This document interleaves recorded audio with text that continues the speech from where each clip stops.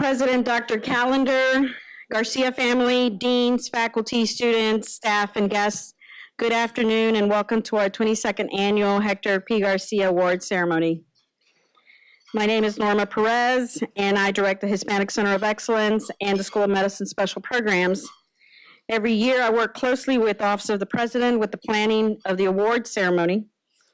And every year, we ask students that are in good academic standing, that demonstrate commitment to a personal and professional development of cultural competence skills, leadership, and service activities to submit an essay about their growth in cultural competence and how it influences their clinical experiences. Another competitive component of the Hector P. Garcia Award ceremony is the abstract poster competition. I hope you were able to take a minute to view them in the back. Actually, they're not in the back, they're out in the foyer. We have many extraordinary students across all schools, and it is quite a task to choose the best. I would like to take a moment to recognize, first of all, the essay judges, and they might stand if you are present. Doctors Niesel, Ainsworth, I believe I saw him, Rojas, Jones, and Sutherland. Thank you for your service.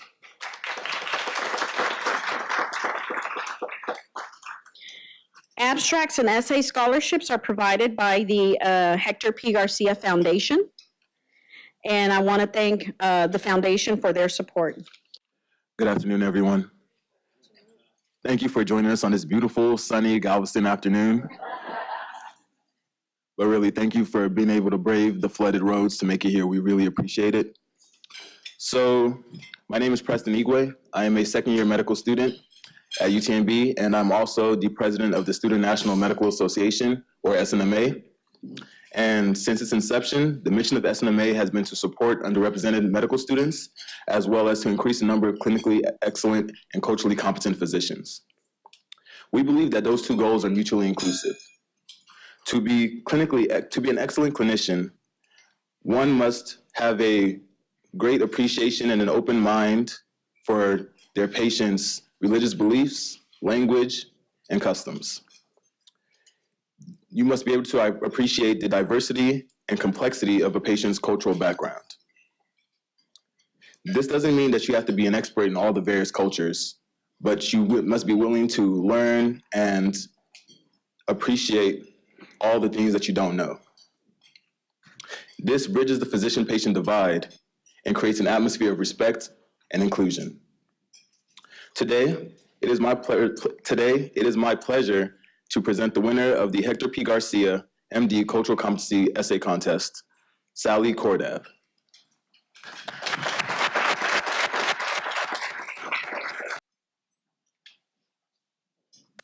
Hello, my name is Sally. I'm a first-year medical student here, and I just wanted to say thank you so much for the opportunity to be able to share my experiences and for the opportunity to have this award in honor of Hector P. Garcia. And in advance, I wanted to apologize for my voice. I'm getting over a cold that I had last week. So I'll go ahead and read my essay. What is one word you would use to describe your experience here? Humbling, I responded to the interviewer as I thought back on my days spent in Nicaragua. In May 2017, my love for caring and treating others and my love for interacting with people of various cultures led me over 1,400 miles to deliver medical services to an underserved community. For 9 days, I had the wonderful opportunity to volunteer with a nonprofit organization known as Global Brigades to provide free medical and dental treatments to the community of El Jicaral, Nicaragua. My team and I worked effectively together, taking vitals, discussing chief complaints with patients, and promoting healthy habits to young children to help treat 937 patients during the 3 days that we were at the clinic. During that time, I had the amazing opportunity to connect with people of different sociocultural backgrounds, and I discovered that many patients had to walk several miles in the heat just to visit our clinic, that families of 4 or more live in one-room houses with dirt floors and no bathrooms, that clean water cannot be accessed by simply turning on a tap. In a way, I had thought, Nicaragua was a country of irony, So beautiful and bare, not yet surrounded by buildings and highways, yet tainted by the struggles of poverty. However, while playing with the children, I remember one volunteer saying, "They have almost nothing, yet they are so happy." I decided then, Nicaragua is not a country of irony, but a country of beauty, filled with beautiful nature and beautiful people who are so happy despite their hardships. While volunteering in Nicaragua, my team and I also visited another community to help the families build bathrooms. When I initially saw the families' one-room houses with dirt floors, I discovered the stark contrast between where I had grown up and where they have been growing up. As we began to work, however, the differences between our backgrounds began to fade. Not long afterwards, we began to sing to make the work of hauling bricks and shoveling cement more enjoyable. And one little boy even began to howl in imitation of our horrible singing. After spending only 2 days with the family, they told us that we would always have a place to stay if we came back to Nicaragua. And despite our visible differences, socioeconomically and culturally, we connected because our initially less visible similarities were greater. Our equally questionable singing skills, our shared desire to make the tedious work more enjoyable, and our laughter that spread like wildfire despite the language barriers. There, I learned not only that I hope to serve more communities like this in my future career, but also that differences do not necessarily mean barriers. Along with a major in psychology and a minor in biology, I pursued a minor in Spanish during my undergraduate years because I love learning about new cultures and being able to interact with others from various backgrounds. Before I went on the trip to Nicaragua, I was eager and excited for the experience, yet at the same time a little nervous, unsure of what to expect, and worried I would be met with language barriers that may interfere with allowing us to provide the best possible medical care. I was met with the opposite, however. I was met with kindness and gratitude. After interacting with just a few patients, I realized that it did not matter that we did not share the same primary language or the same culture, because we did share smiles. And those smiles communicated something much more important between us. They communicated kindness. And that is something I hope to take with me in my future career as well. It was this shared kindness that allowed us to connect. And just by smiling and greeting the patients with "Me llamo Sally, mucho gusto," and handing stickers to the children, I was able to connect with others in a matter of a few moments. When one woman reached for my hand and said thank you, I was reminded that the simplest acts of kindness are what matter the most to people, regardless of one's language, cultural, or socioeconomic level. I hope that my minor in Spanish, as well as the cultural experiences I gained from this trip and other circumstances in my life, will help to eliminate any language or cultural barriers between me and others. No matter with whom I work, what their background is, or what language they speak, I want to always radiate that kindness. And more recently, someone radiated this kindness to me. While speaking with a coworker and friend at the YMCA, I learned that she immigrated to the United States unable to speak any English.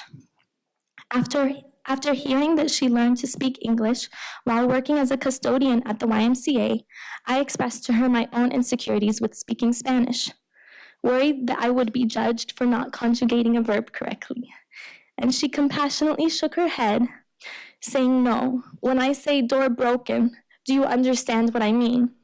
I nodded yes, and she continued, "It is not about being perfect." I don't think she understood how much that meant to me. With her words, I realized connecting with others is not about communicating perfectly, but about caring enough to try. Working with a diverse group of people in various settings, such as the clinic in Nicaragua, the Corazon Clinic, and the YMCA, has given me a greater sense of appreciation for different cultures and backgrounds. Diversity is often associated with differences, yet these experiences have taught me, as best stated by Maya Angelou in her poem, Human Family, that we are more alike, my friends, than we are unalike. I learned that we all have our insecurities, our strengths, our brokenness, our beliefs, our worries, our hopes.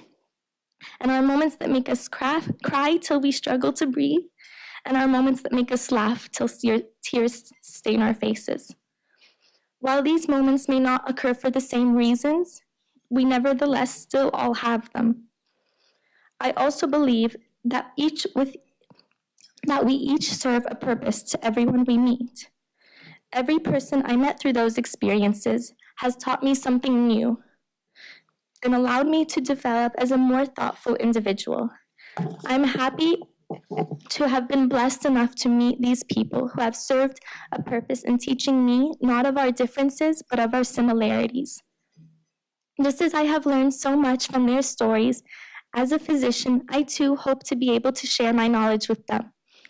Our health is a basic need, yet as my experiences in Nicaragua and the Corazon Clinic have shown me, in desperate situations, health is seen as a luxury. My ultimate purpose in medicine is to be the reason that more people receive access to quality health care in a welcoming environment, with a strong doctor-patient relationship, and without the worry of financial or transportation issues. For these reasons, I envision establishing a group practice in an underserved area that will serve as a friendly atmosphere for people of all backgrounds to seek care. And in addition to establishing a practice in an underserved area, I plan on going on more medical mission trips to serve others who cannot come to my clinic, as well as volunteering in other free clinics. I want to practice medicine anywhere I can to help anyone who needs it. As a physician, I would consider myself very blessed to be able to share my knowledge and skills with others in underserved communities. Knowing I have reached people who are not normally reached would be the most fulfilling aspect of my medical career. In the end, I hope not only to establish a clinic, but also a community where individuals of any background can seek quality care in times of need. A community built upon our similarities, not our differences. Thank you so much for this opportunity.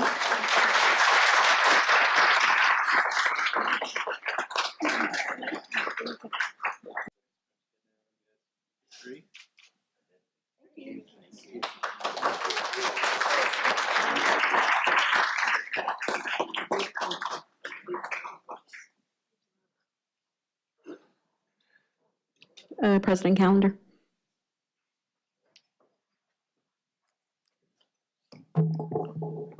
Thank you, Norma. I want to join in welcoming all of you to today's Hector P. Garcia Cultural Competency Essay Award celebration.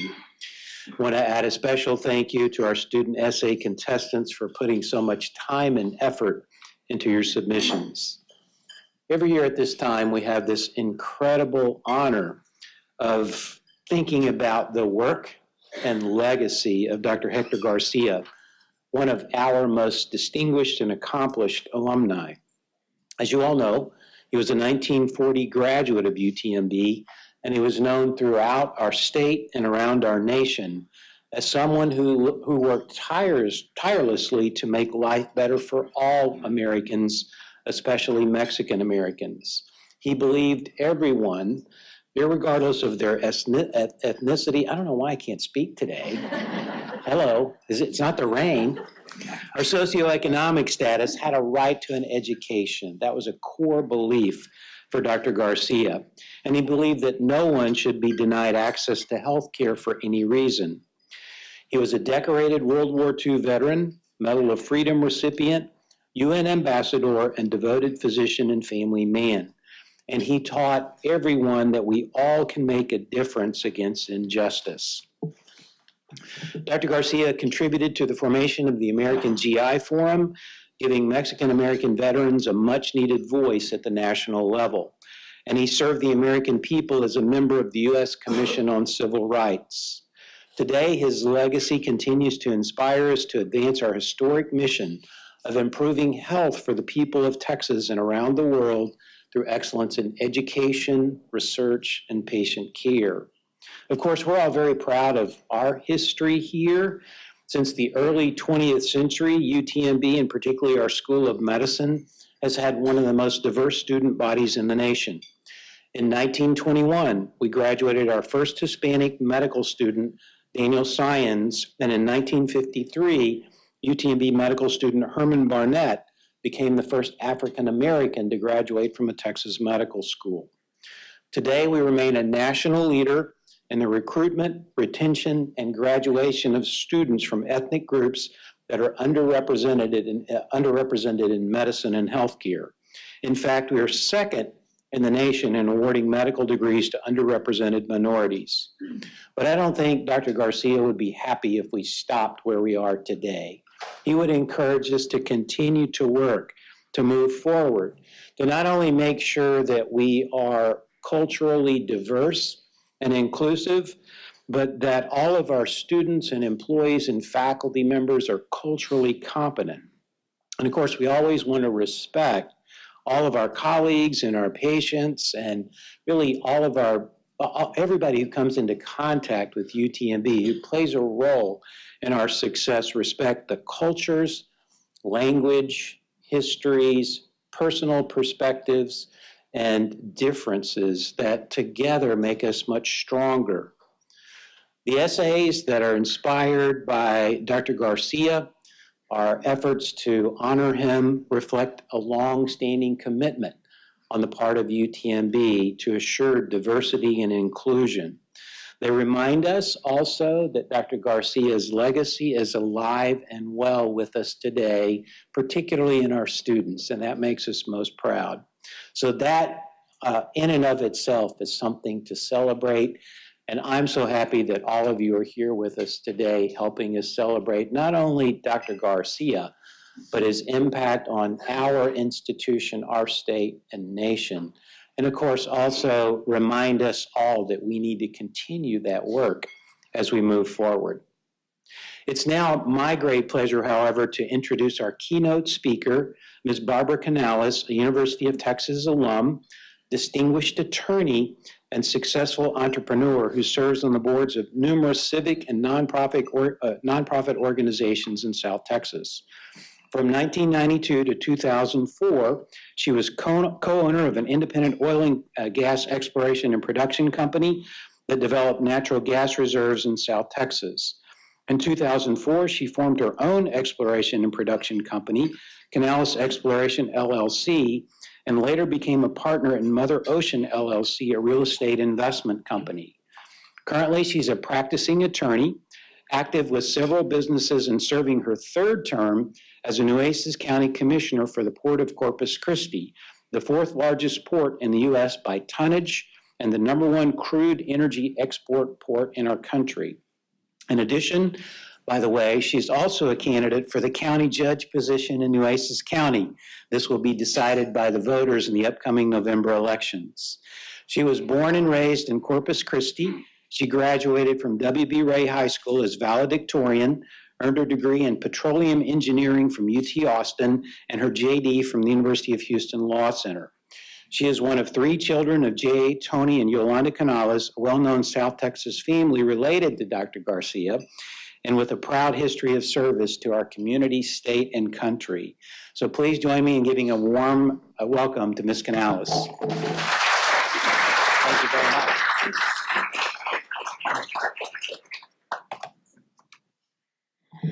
Thank you, Dr. Callender, and thanks to all of you who are here this afternoon.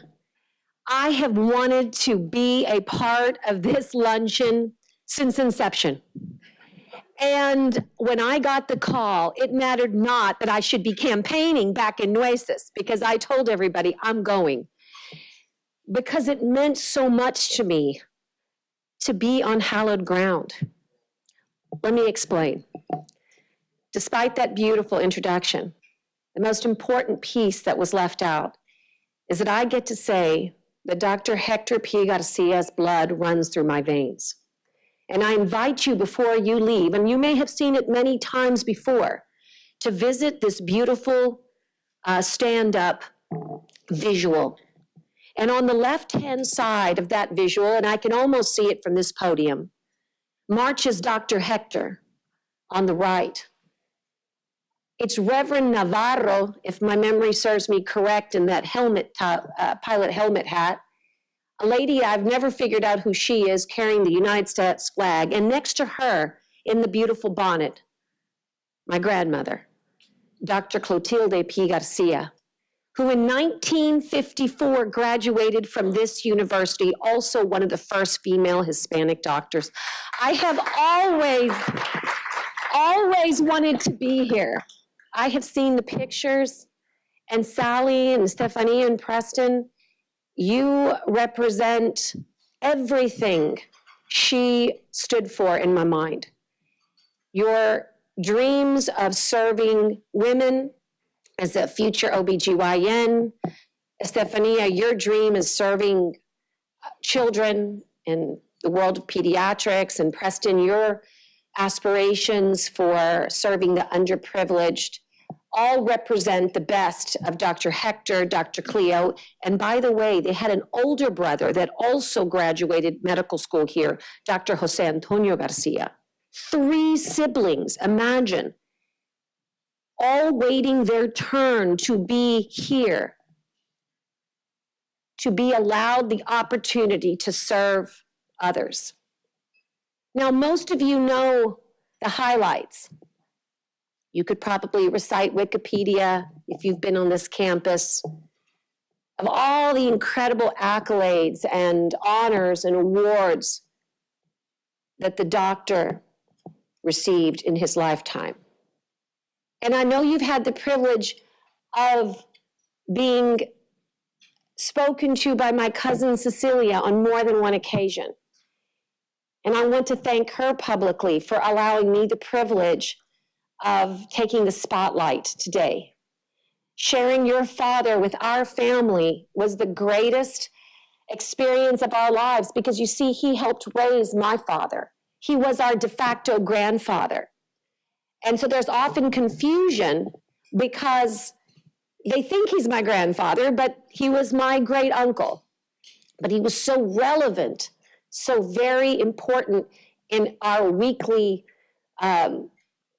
lunches, and he would have absolutely loved them because he loved carne guisada, he loved picadillo, he loved everything, rice and beans, and this was the only thing that was stood in contradiction to his being a doctor, by the way. But it is in my unique childhood, in those memories, that I want to share with you. Because I don't want you to leave this room with the Wikipedia knowledge of Dr. Hector Perez Garcia. I want to bring you into my world and share anecdotal stories and also share with you a little bit about the area that he practiced medicine in and that I call home, Corpus Christi. So, where to begin? Well, first let me say that I too have a brother named Hector, just like my grandmother. Hector was named for Dr. Hector, and it has always been a source of great pride for him that he bears this beautiful name, Hector. And it's funny, I'm on the airplane making notes and I'm writing in my notebook, as I often do, and I remember, oh, I bought this in Athens, the beautiful Graces. And I thought, wait a minute, Hector, the Greek, famous Trojan prince, so beautifully described by Homer in the Iliad. So impressive was he, this bold man, this beautiful father and husband and warrior, most notably fighting Ajax and Patroclus and Achilles. And he was described by Homer in these words: incredible dynamite. That suits Dr. Hector too. In book 22 of the Iliad, this is the passage. Let me first do some great thing that shall be told by many men hereafter. That was spoken of the mythological Hector. But I would submit to you that he has done many great things, and men have spoken of him hereafter. And that's why we gather here today. Because while one is spoken in legend, one was a real living legend. And he belongs to all of you. And he belonged to me as well. And as a young girl, my memories are of his building on a street called Baldwin. Actually, probably just a stone's throw from my own headquarters right now. And I remember he had a pharmacy, and it was a wonderful place to visit for a child because the pharmacy in those days also had a soda fountain, and it had slinkies and some great little toys way down below, meant for children to get so you could buy them, of course. And he had a love of fish and aquariums, and there were always guppies. In fact, I didn't know any other fish existed but guppies. And of course, inevitably, I wound up with guppies and aquariums. Until this very day, I hold the sea close to my heart, and I've always owned a large aquarium. And I know that love from nature came from him. I have a memory of him piercing my ears, something terrible, I might add, that it hurt so badly, but I did that there. I also remember when my grandmother was not available, you probably got the second hardest shot right here in your nalga from Dr. Hector. Grandma Cleo's was the worst, but I would say that Dr. Hector's were a close second. I don't think they believed in oral antibiotics. They just believed in the shot of penicillin. But I understand why. And that was because the people that they served were not able in many ways to have the ability to go to a pharmacy, not able to take 7 to 10 days worth of 3 times per day amoxicillin. Your best chance of getting you well and back to work, or your child well and back to school, was just a good old-fashioned hard shot in your butt as fast as they could give it. And my grandmother and Dr. Hector, just like Forrest would say, really were 2 peas in a pod, covering for each other at the hospital, which basically also was a stone's throw away from their own offices. And they needed it to be so, because between the 2 of them, they delivered over 20,000 children in our community. There is not a room, I'm 52, and there is not a room I can walk into without somebody saying, ¿Tú eres la nieta de la doctora? Are you the granddaughter of the doctor? Or, ¿Tú eres la sobrina del doctor? You are the niece of the doctor. No names. Just like the king, just the description. You know who you mean. El doctor. There's only one. To this day, there's only one reference. El doctor meant Dr. Hector. La doctora meant Dr. Cleo. It is hard for me to not have them with me, particularly now, as our country faces the same issues he fought so fervently for. It is strange to me when I get asked by reporters, what would he think? What would he think? He would be raving mad. He would be pissed off. He would be incredibly active because he believed in that flag and its meaning of justice for all. And that's why cultural competency is so important for you as healthcare professionals, as future physicians, is that he didn't just pave the way for you. He made it possible that you're in that seat. And don't forget it, because it came with a lot of sacrifice for his family, for his wife, for his reputation at times. He befriended the most powerful of men, presidents, in fact. And yet he was beloved by the people. I noticed that it said, Texas legend, a true giant. How apropos, because Edna Ferber in 1956, I believe, wrote the book Giant, which later became an incredible Hollywood picture. For anybody who's never seen Giant, you need to Netflix it. That would be you 3. And just picking on you because I love you already. But Giant was the epic story of the King Ranch. And yet Dr. Hector was the Mexican doctor portrayed in that incredible movie. And Edna Ferber came to Corpus Christi and sat with Dr. Hector and interviewed him. And they discussed the issues that we still face in Nueces County today, the issues of healthcare in the colonias, the issues that you should have basically thought were eradicated by now, including babies dying of diarrhea and dysentery and E. coli, and many times we have the same terrible situations of living that poverty always brings just around the corner. And so there is still much work to be done, but he paved the way so that now we have laws and policies, and we have strength in those laws that allow us the opportunity to go and find reconciliation. We did not have those policies before there was a Dr. Hector.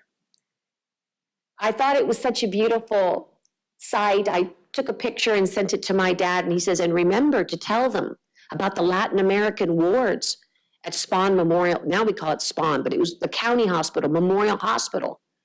I said, how did he do it? How did he desegregate these floors? Can you imagine all that you have to worry about trying to relate culturally to somebody?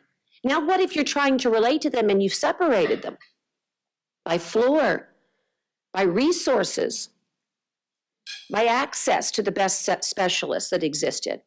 That's what they were faced with. And he did it in the most interesting of ways. He wrapped himself in that which he knew oh so very well, the flag. You see, think about the times. Think about the 1950s, early 60s. We have an incredible McCarthyism era here. We have people accusing you of communism if you don't toe the line. And so in his brilliant strategist manner, his nonviolent, peaceful way, but oh so passive aggressive, he wrapped himself in that which he knew was a common bond for all the power brokers in Nueces County. They were veterans, and so was he. And so the county judge at the time was a man named John Young. And if anybody's truly a student of Texas history, you'll remember that John Young became a congressman and was very powerful congressman from South Texas. John Young was the county judge, and he was a World War II vet. And all the hospital district board guys were World War II vets. And Clara Driscoll's husband, we have a very nice children's hospital in South Texas by the name of Driscoll. Her husband was a vet. And that institution was set up to help the poor children of South Texas. So they had a lot of alignments. And he used the power of the veterans to help make the plea, the humanitarian plea, to stop the segregation of our hospital. It was brilliant. And he did so in a way that has never, in my mind, been replicated before. Afterwards. Now, it wasn't so easy when he got to the schools. That was a big fight, but one that he did not back away from. I think there's somewhere in my mind a great quote that says something to the effect that it is not, let me see if I can remember, it's not the absence, peace is not the absence of tension, that's what it is. Peace is not the absence of tension, it is the presence of justice. Who do you think said that? The greatest nonviolent man we've ever had to accomplish great change in this world, Dr. Martin Luther King. We seek the presence of justice in our own community still. And what I want to address is some notes that I've put down because I want to make sure that I cover it. By the way, I told myself, don't forget, if you're ever in South Texas, you'll know you're in Dr. Hector country because our armory bears his name. Highway 286, Memorial Medical Center, and now Christus Spawn Family Health Center, the United States Post Office, schools in the Valley and as far away as Chicago. United States Treasury Bond bears his picture. Soon he will be on the points of light, along with incredible people in our society in Washington, D.C. There are so many incredible dedications to him that they are too numerous to name. But it is in the eyes of a Gold Star mother in her 90s, this past Veterans Day, that really gripped me. She said, your uncle would carry me, literally, physically carry me from the tarmac to my car as we brought my son's coffin home from Vietnam. He never missed one soldier coming home at the airport, sadly, if they were being brought home to a Gold Star mother or father. He is revered in our community, and yet, when we travel, Cecilia is still educating people as to who he is. He was involved in La Marcha before Cesar Chavez began his great marchas in California. We owe a great deal of gratitude to this incredible living icon, this icon that is still, I say living because he lives within these students. And we need to make certain that people across this nation understand his contributions. And that's why it's so important for you being here today and so important to read that book so you can get that personal glimpse into his life. And you have touched, Dr. Callender, on some of the things that I think are important when we talk about cultural competency, the language, the culture, the religion. And here's a few for you. Rural versus colonia. Rural versus urban, urban versus urban. What do I mean? Well, if I were in Agua Dulce, Texas, I'd call that a big city next to Petronila. Petronila, I might have a colonia. Agua Dulce has a volunteer fire department, volunteer EMS. My issues are completely different. My access is different to those folks, yet we all share the same county services. Urban to urban. My access on the island, like your island in Port Aransas, is completely different than my medical health care is in the urban center of Corpus Christi. And one of the things that I can tell you about my county that gives me really no pride is that we still suffer from all of the issues that we see rampant in South Texas, from obesity and diabetes and heart disease and higher incidence of cancer in our children, and all of the uninsured population seems to congregate almost in this area that we call the 38 counties of South Texas, which includes Bexar. Over 4 million residents, over a third uninsured, over 2/3 Hispanic. Dr. Hector and his work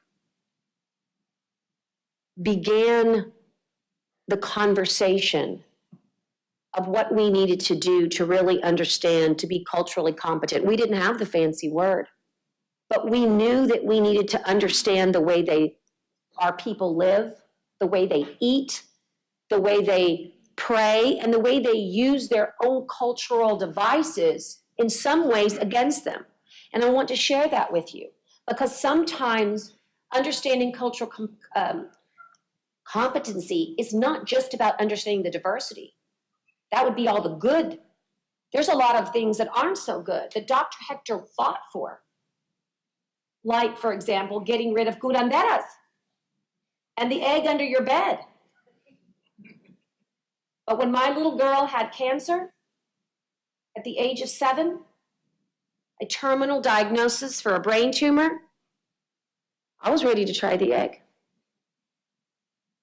You see, it's ingrained within us.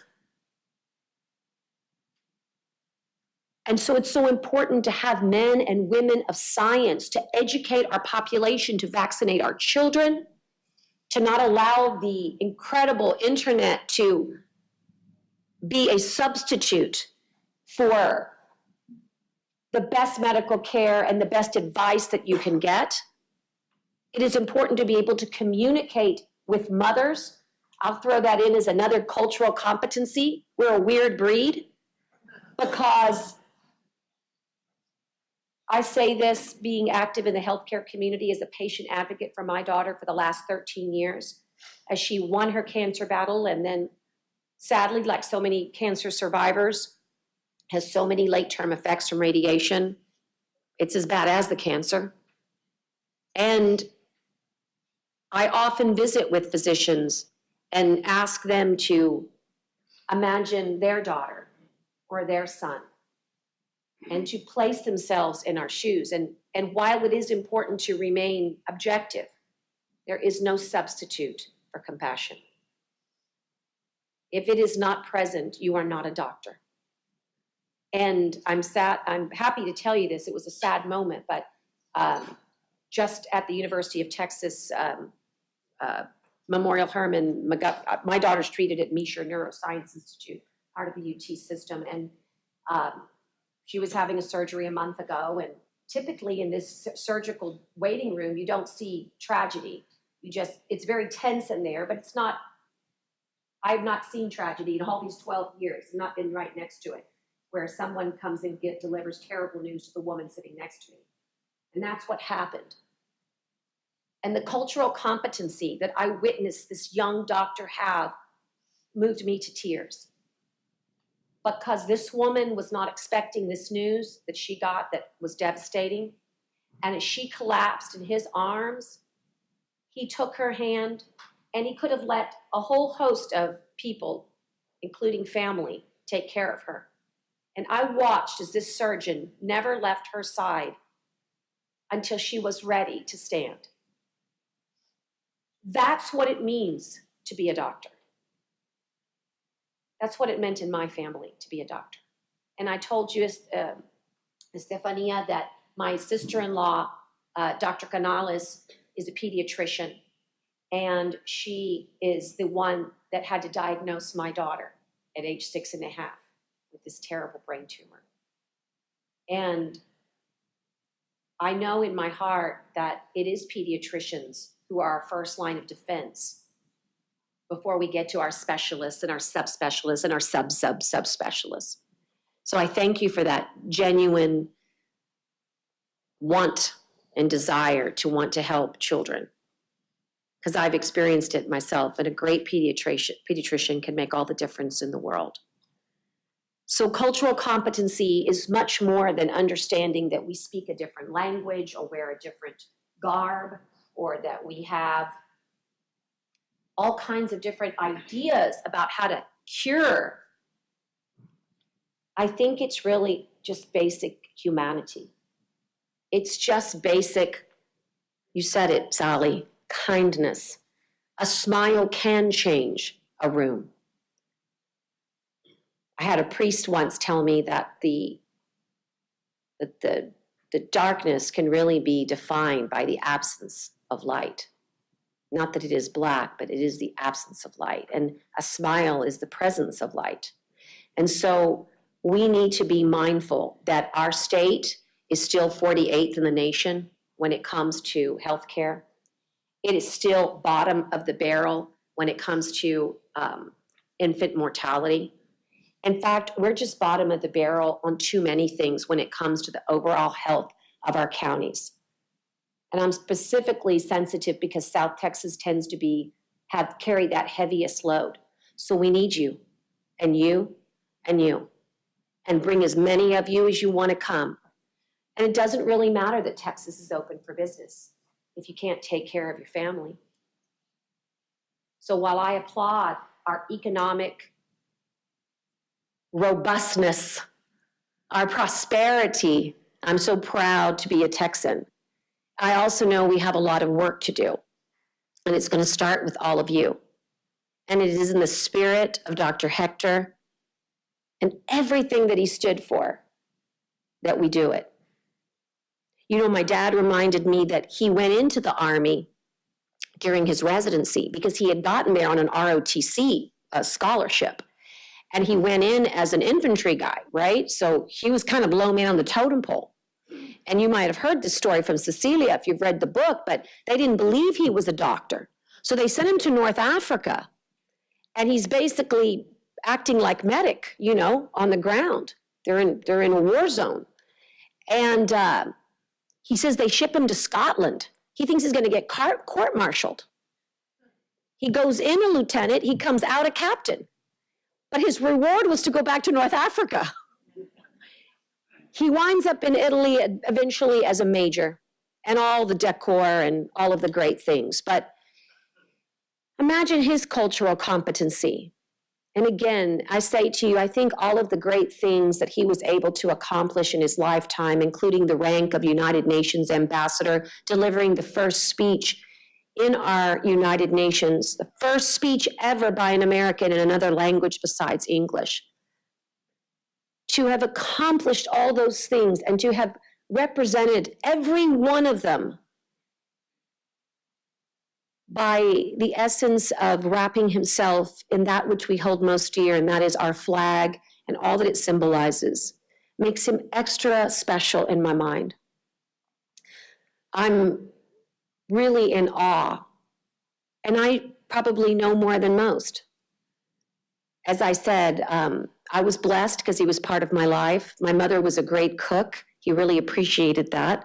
And so he would sneak in Sunday afternoons at our house after church and eat all the bad things. His favorite was carne guisada and tamales and my mother's rice. I remember him being very proud of us. I remember on the occasion of my graduation, making him proud was the highest honor. Forget the scholarship, forget the fact that you were number one. He thought you were smart. He thought you would be a leader. And I wanted to be a doctor. I really did. But he said to change the world, we needed to change laws. So I became a lawyer. I think I made a mistake. I think I should have been a doctor. Please, though, I think he'll forgive me. But he impacted my life, and he loved his siblings, took such great care of my grandmother, and he. And that also taught me a lot growing up. And so I want you to know a little bit about the man, and you can find out more about the man by reading this book, but mine was from the eyes of a child and a young adult. And when he died, I was 96.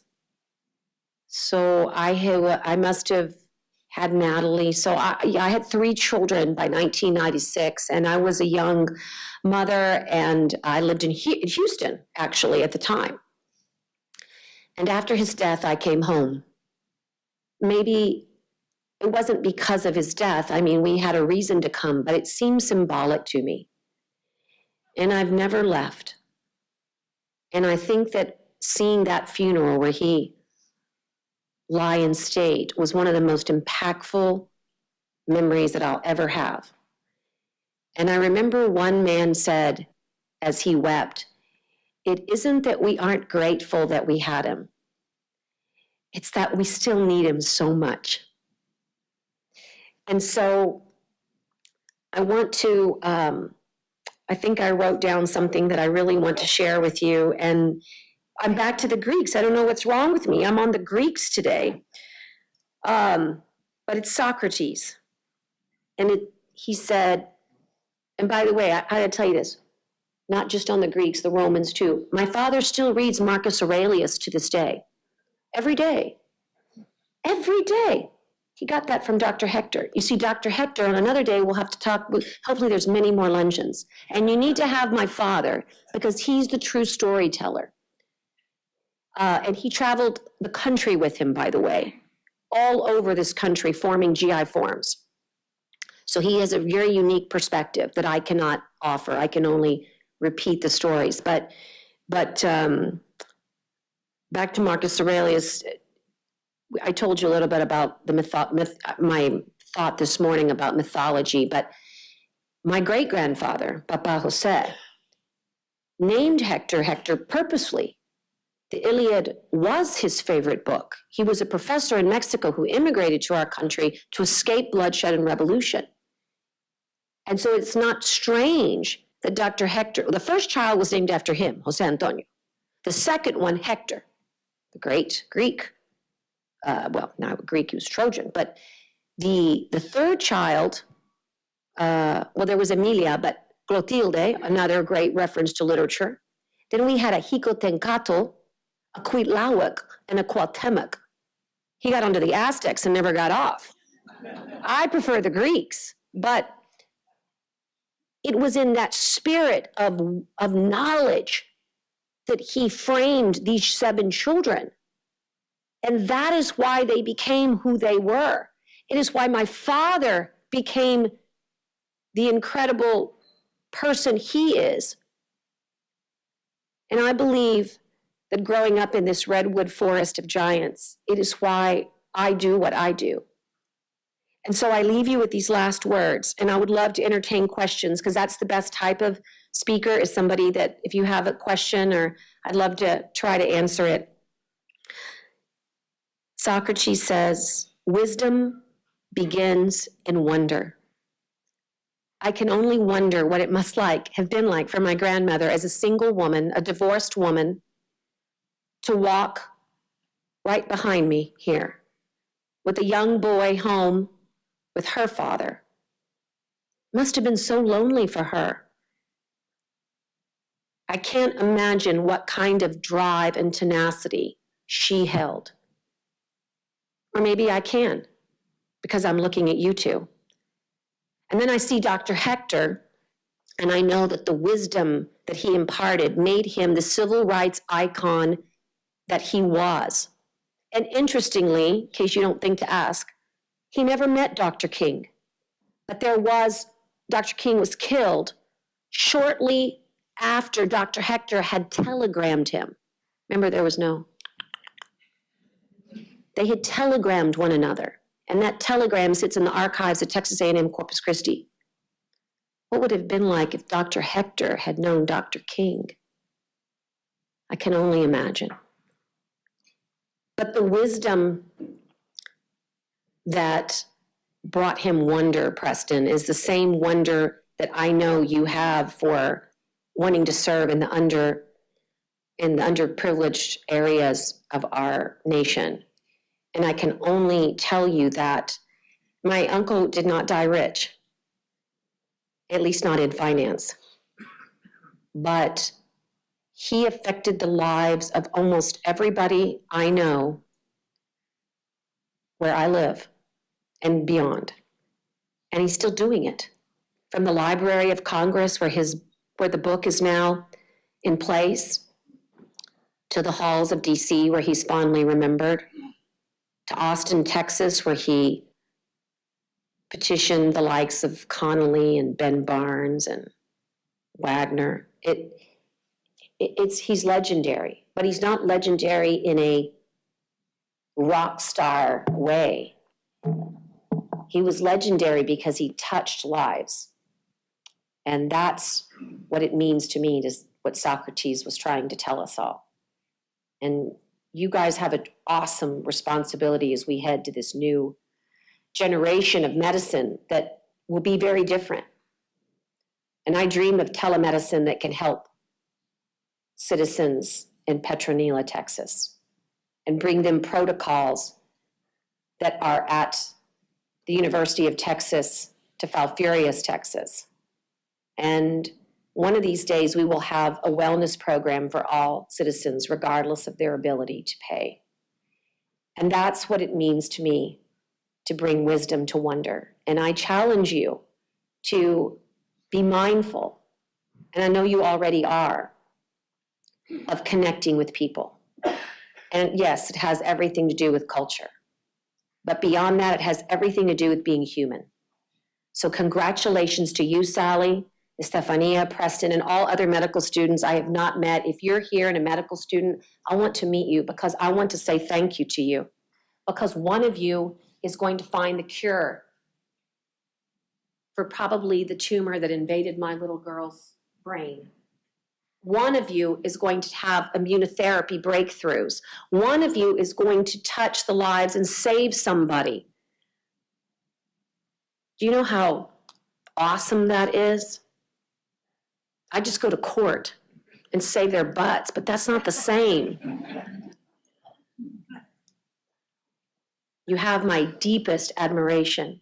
Dr. Hector would say, con mucho cariño, te agradecemos mucho de parte de nuestros hispanos. We thank you so much, with so much love and admiration for all of you on behalf of the Hispanic community. Thank you for honoring during Hispanic Heritage Month this great American, this great veteran, this great doctor, this great civil rights leader, this great alumnus. You do all our family honor. And on behalf of the Canales family, we really thank you. And I hope to come back many, many years to come just to sit here and watch the next generation of essay winners.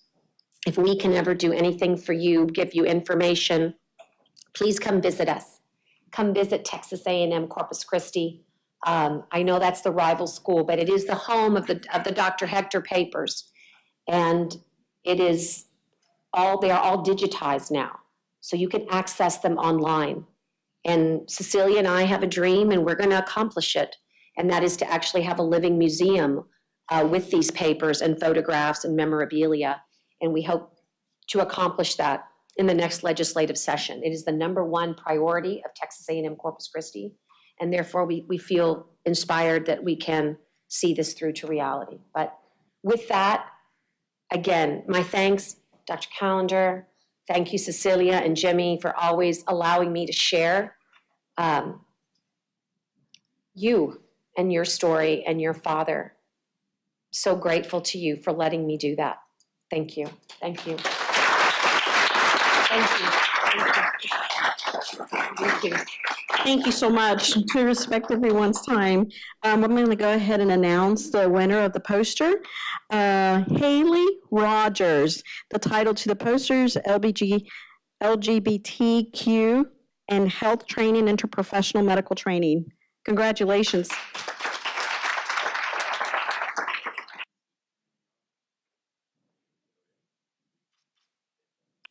Thank you all for coming today to help us celebrate the marvelous life and work and legacy of Dr. Hector P. Garcia. Ms. Canales, thank you so much for bringing him to life for us. You know, as I think about his work, it's pretty clear that compassion was at the center. And I think what you pointed out is that compassion is the root of cultural competency. Compassion happens to be our first core value here. And so certainly, hopefully you will see as we move forward with education, research, and patient care, it will be driven by that compassion, and we will do everything we can to follow Dr. Garcia's path and make sure that we translate that compassion into that cultural competency, which will truly help us break down the barriers to equal access to all for great health care. That is our mission. So thank you all again for being here today, helping us celebrate the life and work of Dr. Garcia, and we look forward to seeing you next year as we continue that celebration, reflect on our work and what Dr. Garcia would have us do to make sure that his work continues. Have a great afternoon.